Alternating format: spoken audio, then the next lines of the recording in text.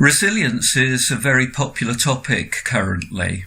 Everyone is talking about how to build resilience in order to cope with the stresses and strains of everyday life and the odd exceptional circumstance.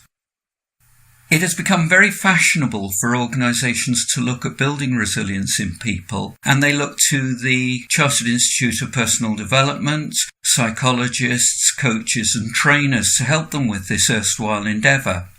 Yet, there are a number of commonly used phrases that are used when working with resilience that may make the situation worse.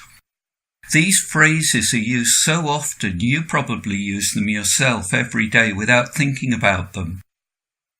The first one is that resilience involves bouncing back. Resilience is often described as your ability to bounce back from the stresses of life.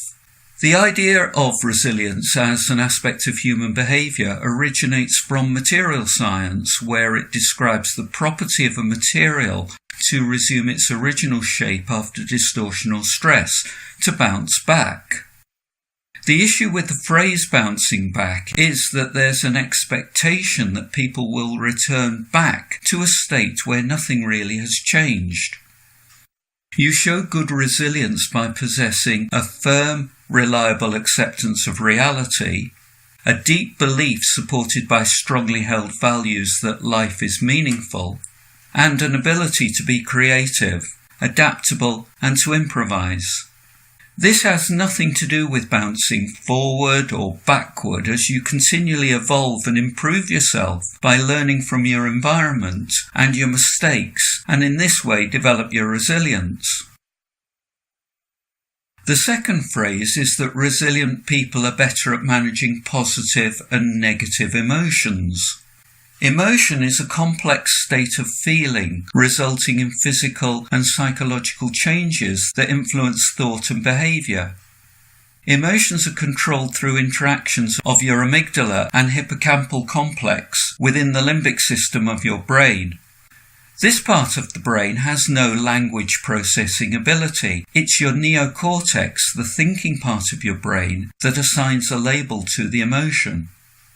The issue with the phrase positive and negative emotions is that it assumes that some emotions are good and some are bad.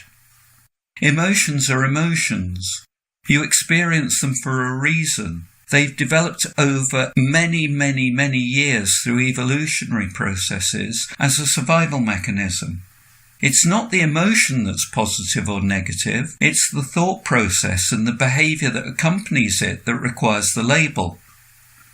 Anger is often referred to as a negative emotion, yet it serves you well to right a wrong, to be more attentive and to be more careful in your thinking and to motivate you at certain times. Fear is often referred to as a negative emotion. If it's so negative, why can you get so much enjoyment from horror movies and scary films? Happiness is often referred to as a positive emotion. It's suggestive of a state of blissful nirvana that you must aspire towards, yet it's not appropriate at solemn occasions. Also, happiness will limit you in your ability to communicate effectively, negotiate well, and to make critical decisions. It can encourage riskier behaviours and encourage you to take shortcuts and to lead you to make more mistakes. Resilience is developed through the intelligent application and expression of identified emotions. This is known as emotional intelligence. The third and final phrase is that resilient people have a good work-life balance.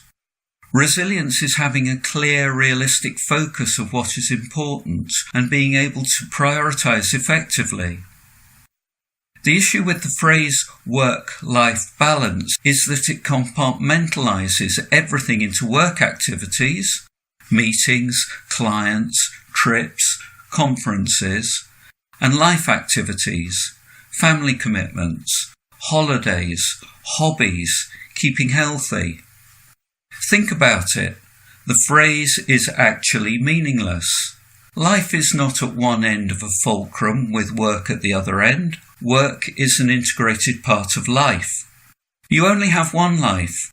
You just happen to live some of it while working and some of it engaged in other activities.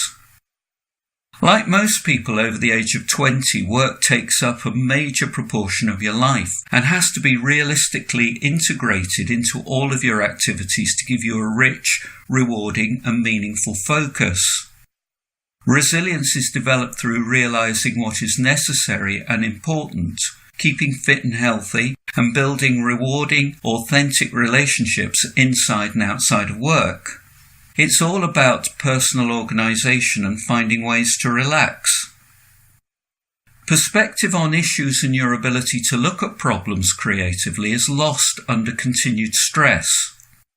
The popularity of resilience tries to rectify this, to put it right.